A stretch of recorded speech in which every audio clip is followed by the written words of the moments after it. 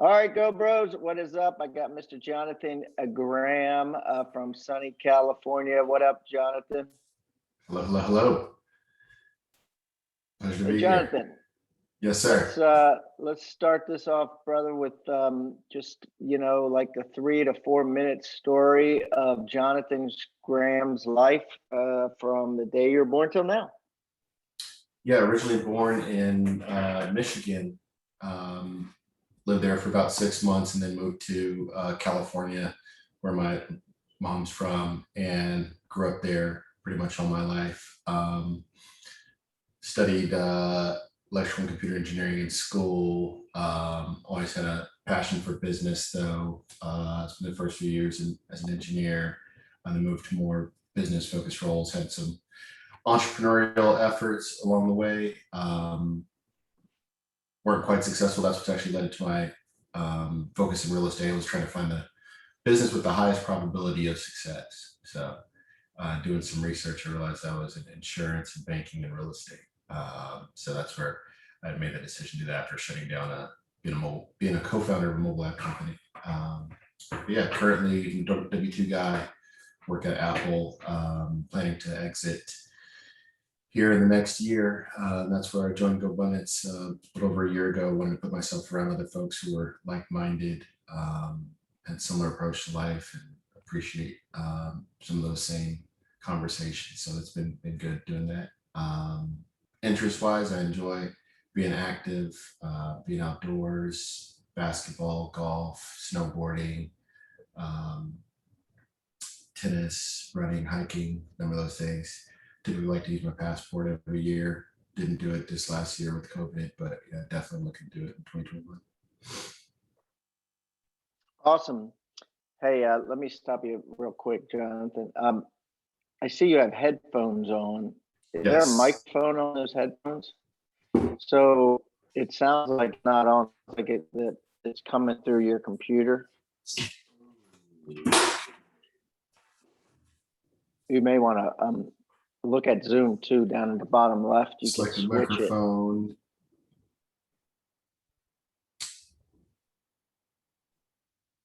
It should say the name of your headphones there. Is this any different?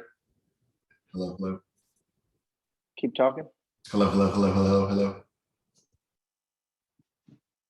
Sounds the same, so maybe I'm wrong. Maybe it's just my ear. No.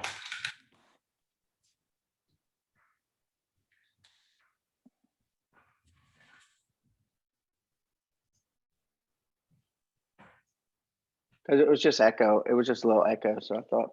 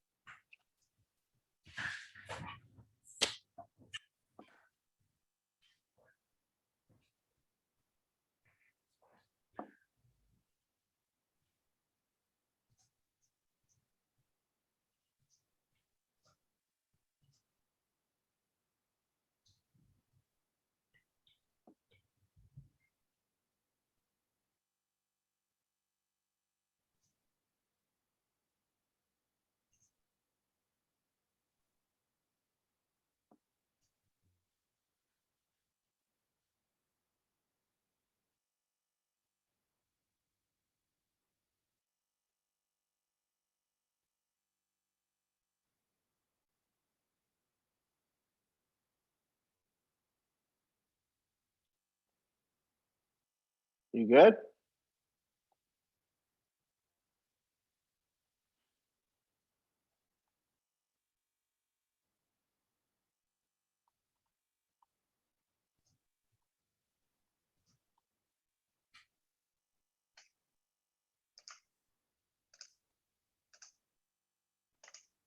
Okay, testing, 1, 2, 3. Yeah, that's a lot better. Okay, cool. Sorry about that. Yeah, no, it's all good. I might as well. I'm picky with that sometimes, so it's good. It's good. Sounds good. All right, cool. All right, well, that's really cool, Jonathan. So now you live in Cali. Are you single? Do you got a family? What's going on there? Yes, I have a girlfriend, recently started dating, and I have a dog that I got about 1 year ago. So Sweet. that's the family. Kind of That's the current family. What kind of dog you got? He's a black lab pit bull mix. He's about two and a half Wow, years old. Got him man. from the shelter. He's awesome. Yeah, that's awesome, dude. That's a good dog. I like the big dogs. All right, buddy. Let's get into let's get into the back of your baseball card. Let's talk about your horizontal income. So what's your current horizontal income? 400,000. Okay, and so tell me about that. Like, where's that coming from? That comes from Apple base salary of 204,000, and the other comes from stock and bonus. So that's going to be your vertical income because you have to trade time. Excuse me.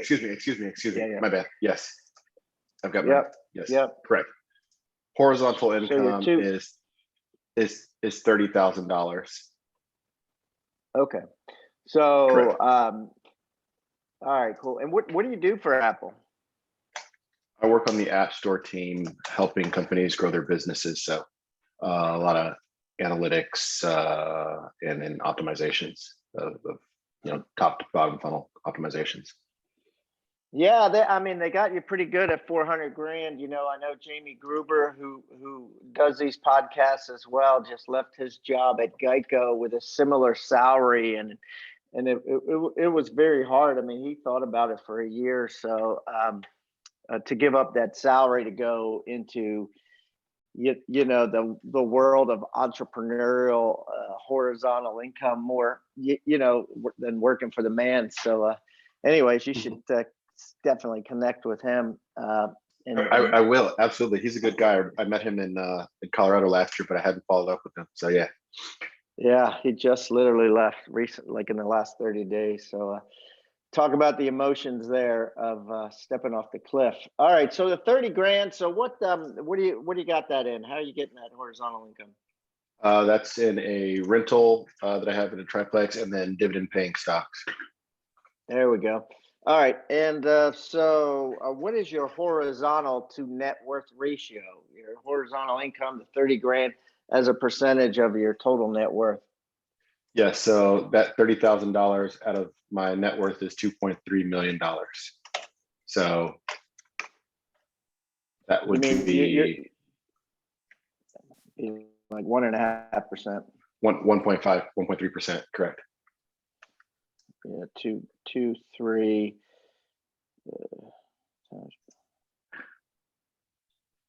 Yeah. Okay. All right, and then what percentage are you? Still figuring that out. How much does it cost you to live? Still figuring that out. My actual fixed expenses are probably because I ended up moving back into one of the units of the triplex. So if I were to rent it out or sell that would change that dynamic. And then I'm figuring out some additional things as well. But yeah, I'd probably be about a 40%er. Got it. All right. Yeah, so trying to get down to about $5,000 a month would be fixed costs. I have no debt, no credit card. Drive a 2002 Camry, Wow, so you're frugal. Yeah. Yeah, awesome. All right, sweet. Let's move on to age defying health. The next pillar. How much do you weigh? 226. And what's your body fat percentage? Last time, which was about 3 months ago, it was about 21.8. All right. And what's your, what do you, like, tell me about your diet. 12%. 12%. Wow. Okay. This year, that's the goal. So yeah, just joined the gym yesterday, working out have a plan working with the trainer and doing this. 80% of it is diet. So that's the real focus. Morning time, I'll have a breakfast I'll have a smoothie for breakfast, which has, a Vitamix with a bunch of vegetables, protein, et cetera in there. Lunchtime, I'll have a salad with, salmon or, chicken breast on there. And then at dinner time, I'm trying to have less meat, to process more, less process on, going to sleep. So what do you want to weigh? It's not so much the percentage, it's more about the percentage of body fat than it is the number, right? So I have 184 pounds of lean mass. So if I just had fat, if I just had bone, skin, and muscle, I'd still be 184. So I have high bone density and a larger build. So it's not so much about the weight amount as it is the body fat, right? Yeah. Yeah. The scale. So actually the last time I weighed, I had a 226. My weight was 226 and I was 25% body fat. So the most recent time I was 229 and 22% body fat, 21.8. So the scale can be misleading as a metric to optimize for, because we all have different types of body composition, Got it. Yeah, it's so true. So true. Good stuff. Well, it sounds like you're at least focused on it. All right, let's move on. And what sort of exercise you're going to do with the trainer? Are you doing high intensity interval training, and how many days a week? Yeah, so my girlfriend and I are training for a half marathon in the fall in October. So 3 days a week we're running, and then the other 3 days we're doing strength training with the trainer. So that is a combination of things based on that. It's awesome, dude. I love October running races. I mean, the weather is so cool for that. All right, so let's move on to the third pillar, authentic relationships. Tell me about your family, siblings, parents, other types of relationships like that. Yeah, just saw them this weekend. Had a great time with Mother's Day. Very close with both of my parents. My sister was there as well. Very close with her. So yeah, I'm blessed to have a really good family and good relationships with them. Okay, so you got one sister, right? Yep, one sister. That's it. Just she and I. And you grew up in Michigan, you said? I was born in Michigan. Grew up in California though. Okay. Yeah. All right. And you've lived where? I lived in Michigan for 6 months. I've lived in multiple parts throughout California. I've lived in Charlotte, North Carolina. And yeah, so most of my life I've lived in California. Okay.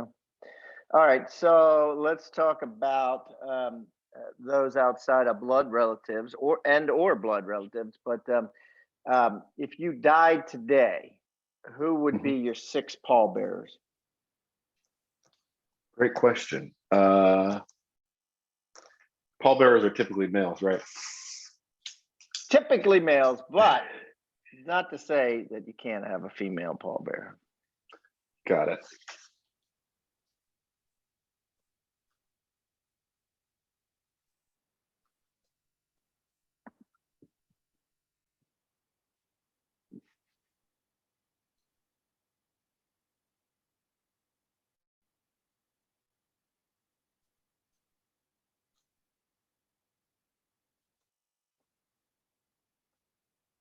Yes, I'd have Brandon, Charles, Mario, Brandon, Matt, and my dad. That's probably who it would be. That's awesome, dude. Yeah. So most of those guys, and three of those guys I known from college. One is my father, and other 2 guys I known from their friends through different nonprofits that I volunteer with. Nice. They're both volunteer mentors. So I consider myself. I got some more people that would be in there actually. Yeah, I would say Danny and GMAT. They would probably be in there. Danny and GMAT. Those are my 2 friends from high school. But I talk to those guys every day. So yeah, that's who it would be. There you go. That's good stuff, man. Good stuff. So it sounds like you got a good group of friend levels there. Definitely. I do. I think that that's probably the biggest thing. I remember Ray Dalio, his book Principles, he talks about meaningful work and meaningful relationships. And that's kind of like when you mentioned Jamie Gruber leaving, a good corporate job. One of the things that I realized is that the optimization for a nominal number, although you want to make a lot of money and have the opportunity to do that as well entrepreneurially, but it's really about meaningful work and meaningful relationships, doing things that you find with your time to be beneficial to not just you, but also the world, and then doing it with people that you love. So that's a definition of a quality life that I've borrowed from him in reading that. So I think that the opportunity to build relationships with people that you can have authentic, deep conversations, really support people through the ups and downs of life, and expand your brain and expose you to different things that you may not have been aware of is really like one of the richer experiences. Gadgets and things are nice, but it's really experiences and people that matter the most to me. That's awesome, dude. Love it.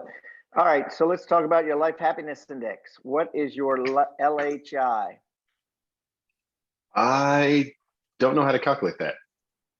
So the LHI is a form that if you go on the GoBundance website and you go to GoBro Connect, I'm not going to have you do it now, but this is actually good advertisement for those listening that haven't done it. You go in, you put in your username and passcode, and you could scroll down to forms and just fill it out. It takes 5 minutes, but it basically tells you on a level of all the different categories, about 20 different categories where you rank. We'll skip over that, but let's talk about genuine contribution. You seem to have a big heart. Tell me about, first of all, let's talk the exact numbers. So what is your give back ratio? Like of the say 430 grand that you're pulling in between horizontal and vertical income, how much up, what's your ratio for giving back? So if you gave back, 43 grand, that's 10%, 21,500 is 5%. What's yours? Well, are we counting taxes? Because I pay a lot in taxes. No, we're not paying. I think we should count taxes, right? Not really, but I know you may not count it for this, but I think that is a significant factor. I'll have more opportunity to do that in the future when I'm paying less in taxes, right, in a more tax efficient manner. But yeah, it's about 1.5%. But you could.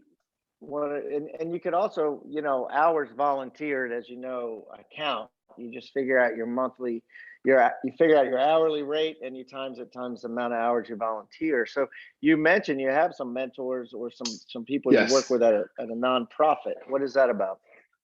Yeah, so I very much believe in putting out the same energy that I want to receive in the world. So I have a passion for helping young people, particularly. A lot of access to knowledge is very important, I believe. So that's where I'm happy to share that. I volunteer mentor with a few different organizations, Upwardly Global, which helps immigrants who are transitioning to America. There's a lot of people who are underemployed, who are, coming from one country, have skills, and they're basically not aware of all the different cultural norms, et cetera. So help them with interviewing and resume prep, et cetera. I'm a volunteer mentor with a nonprofit called Year Up, which helps people get skilled in technology roles. So helped a young man move from being a retail security guard to a QA web analyst for Gap on their website. Went from making $7 an hour to $24 an hour in a matter of 6 months. And also I'm on the board of a nonprofit, the Strauss Foundation, which is a family foundation that backs ambitious sophomores and juniors in colleges for mission-driven projects. That's awesome, dude. Upwardly Mobile, Strauss Foundation. Yep. Sounds like you put a good amount of thought and a good amount of energy and time into a couple different ones. Yeah, that's important for me. I want to make that a habit because I know as I grow and continue, right, it's something that's always part of being a person. Service to others is part of our our rent here on this earth. So yeah. There you go. All right. Let's move on to pillar number 5, extreme accountability. Tell me about your GoPod. Yes, in the GoPod are 4 other Go Bros, and we meet weekly on Thursday morning. Yep. Who's in it? James Aduna, Gabe Radowski, Daniel Casey, and Trent Parks. Nice. Now, have you guys met outside of on the phone at all? We have not. All right. Hopefully, in Steamboat, we will. I have an opportunity for you in Steamboat. We are planning 2 events. One is a GoBro golf tournament. I mean, a GoPod golf tournament. Who are the best golfers? And if you're not a golfer, then or we are planning a GoBro ultimate frisbee bracket. Okay. So I heard your GoPod was pretty weak and unathletic, and it was going to get crushed. But I think you should. Just trying to rouse you up so you get so you sign up. Yeah, I'd like to. Okay. It's a great opportunity. We're gonna have GoPods in it, and then of course, if your whole GoPod's not there, you can just pick some other members and put them on your team and join it. So it's gonna be kind of a fun thing we're doing this year for the first time. So we rented out 2 fields next to each other, and you could actually hire referees. So we got 2 official ultimate frisbee referees. Nice. To referee the whole thing. So it's going to be awesome. All right. So let's talk a little bit about business. What's your biggest business goal of the next 12 months? Of the next 12 months. So it's getting everything in line with, so I have a partner that I've been working with outside of Apple on commercial real estate stuff. So he's full-time syndicator, focused on affordable housing and mobile home parks. And I'm planning to go join him and help handle more of the automation, technology, marketing, vision, organizational design stuff. So that's what I've been testing the relationship over the past year. So it's really just implementing a lot of these things. What I'm trying to do is implement Traction, the EOS system right now. Just basically a lot of the entrepreneurial fires that, it's very common for someone to fight things he's dealing with. So adding some structure and leveling things up, that's the biggest thing over the next 12 months and getting everything firm. So when I jump from Apple, everything's all clear. So what kind of business are you going to open? Purpose-driven commercial real estate and private equity investment firm. So you're gonna invest in commercial real estate and then syndicate the money, or what are your plans? Correct. And all over the United States, or? Mm-hmm. Good stuff. All right, good stuff. All right, so let's. How long have you been in GoBundance? A little over a year. Okay, and how old are you? 37. All right, cool. All right, so let's talk about your past 37 years. Every great musical artist has a greatest hits album if they've been around long enough.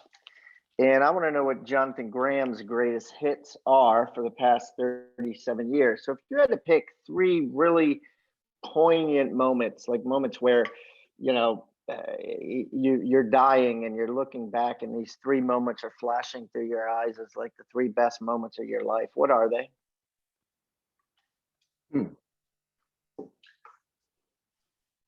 I would separate those 2 from a greatest hit. I would think of as an achievement, and versus the greatest moments of my life would maybe be potentially experiences. Yeah. So either or, yeah. Like it would be the day that you reach this, and then whatever. Yeah. So from an achievement side, I would say probably the day I graduated college. I had a very challenging major, so it was very good affirmation for being persistent, sticking to something that's a challenge, and working hard. I think that is very important. foundation to have. Second would be professionally launching a product at Netflix. That was a very complex, high impact, high visibility initiative that I led, helping Netflix use movie scripts and data science to read movie scripts and predict which titles they should buy, which titles to pass on. And then I would say probably buying the triplex as well. I bought a value add deal, fully occupied, bought the tenants out, renovated it, tripled the rent. So did all that on my first try, had no one helping me out, figured that out on my own. So yeah, I did those three events, all for the same, general theme of having something that challenges you, dealing with adversity, dealing with an ambiguous situation and coming out with a win. Love it. Okay, so now let's shift to the future, right? You lived to 100. You got 63 years left. What do you want some of your greatest hits to be in the future? Yeah, really, that's all about touching people's lives, knowing that I use my resources, my gifts, my talents to make the world a better place. And that's it. That's where I mentioned, having a nonprofit, a for-profit business with a nonprofit's consciousness, right? Being mindful of the impact that I want to have in the world. So I really believe in, one of the reasons that attracted me to GoBundance was the pillar of contribution, and baked into the business that I'm really building is contribution, right? This is not an afterthought; it's a forethought. So really helping people understand how to quote unquote play the game. That's probably the biggest thing. If you think about Robert, create a charity that helps 1 million people improve their fiscal acumen, something like that, if you wanted to get more specific. Yeah, well, it's not just a charity, right? So we have mobile home parks that we own right now, and this is what we're working on: is how do you actually increase the financial intelligence of the park residents and improve, their ability for economic empowerment. So this involves giving everybody a copy. And there's 3 things that we're focusing on: mindset, mindfulness, and money. So mindset, understanding where you are in the world and understanding whatever limiting beliefs may be keeping you down. Mindfulness, meditation is commonly practiced skill, but over 80% of successful people who do this, very helpful for stress relief, right? Improving cognitive function. It's something that everybody can benefit from and doesn't cost a lot. And then money is basically the skills of understanding, how Rich Dad, Poor Dad explains this in his book, Robert Kiyosaki. We give, folks the cash flow board game, right? So these are examples of, in the business, baked in is contribution. This isn't an afterthought or a charity. So that's the commercial real estate side, right? And from the private equity aspect, it's in the future buying businesses and being a force for good with the business, right? You're a steward over someone's life for 40 plus hours a week. So it's not, let me have an afterthought of how do I go do something nominal for this. It's no, you have someone is in your care for 40 hours plus a week, and you have the opportunity to influence them with the values and make the world a better place. There's a beautiful book that's written by Bob Chapman, who's done this, for over 80 different companies. The book is called Everybody Matters. It's a really incredible book, but they've gotten over 17% compounded annual return for 40 plus years with the Barry Wehmiller companies. So it's a very human-centric business approach to business. It's very inspiring. Definitely recommend other people check it out if you're interested in doing that. But yeah, that's ultimately my life calling: make a bunch of money by helping other people and improve their lives. So there you go. Yeah, they call that dharma, right? When you could do something that's good for you, but also good for everybody else. And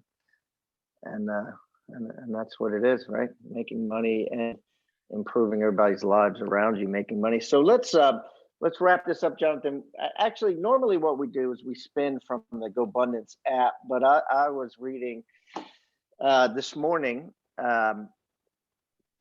Naval Ravikant, and he had this neat question. I said, you know what, I'm going to ask Jonathan this question. And he says, what percentage of your life is interest versus obligation?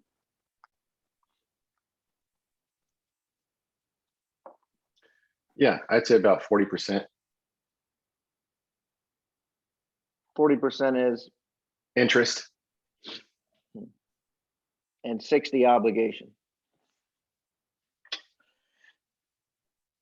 Yeah, it's a cool question. I like it. I kind of think of it like the IO quotient, right? Interest versus obligation quotient. I think we're all kind of on a path to be 100% I, right? Where we're just like, yeah, it kind of works with Robert Kiyosaki's I, right? We all want to be the investor. We also want to be the interest, you know, where everything we do is just out of interest. Like if it doesn't interest us, we don't do it. And and there's no obligation. Like we have to do it. I mean, it's an interesting debate for sure. Yeah, I think that's as a general framework, you want to do things that you're mostly interested in.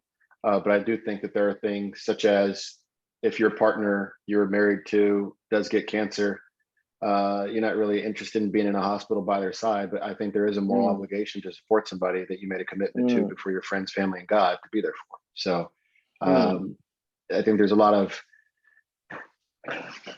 secrets of the, not secrets of the Office, but eat, pray, love type glamorization of just follow your passion and do what you need. But we're able to have this conversation today, right now, because of the sacrifice that many people made, working very long, hard hours, right? And multiple different generations, from the silicon wafer that's there on the hardware side to the internet protocols that this data transmission is over, to the folks who, are able at Zoom, who are able to use AWS, right, to actually host this on the cloud, right? It's not just one particular thing. There's a lot of, men and women who sacrifice their lives for us, for us to have the freedoms that we have in this country, right? And so they had a sense of obligation. They were doing those things. So I think it's a privilege to only focus on just doing what you're interested in.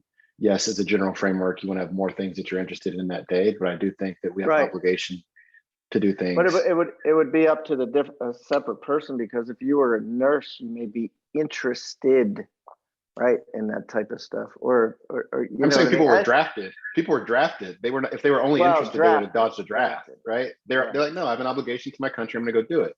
But if you follow the interest thing, you're just like, I'm gonna go to Canada. Right. So the people that I respect do own up to obligations, even when they're inconvenient, not necessarily for their interests. I think that's, from a societal perspective, if two people are only focused on their interests, we can have some, some consequences that are not really beneficial for the rest of the world. Yeah. No, it's a great. But as a general point, I agree. You want to do more things that you're interested in, right? And find that alignment of things that are there. Right. Beautiful. All right, Jonathan. Well, listen, it was great catching up with you, man. I look forward to talking with you more face to face in Breckenridge, and likewise. Actually, Steamboat. I don't know why I always get those two mixed up, but and Steamboat. So we'll dig deep, buddy. Cool. Looking forward to it. Thanks so much, Pat. All right, man. Have a great day. Appreciate it.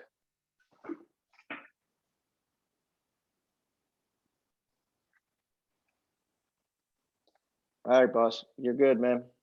This will come out in like probably 3-4 weeks or so. Okay. Thank you. All right, buddy. See you. Appreciate it. Have a good one. Later.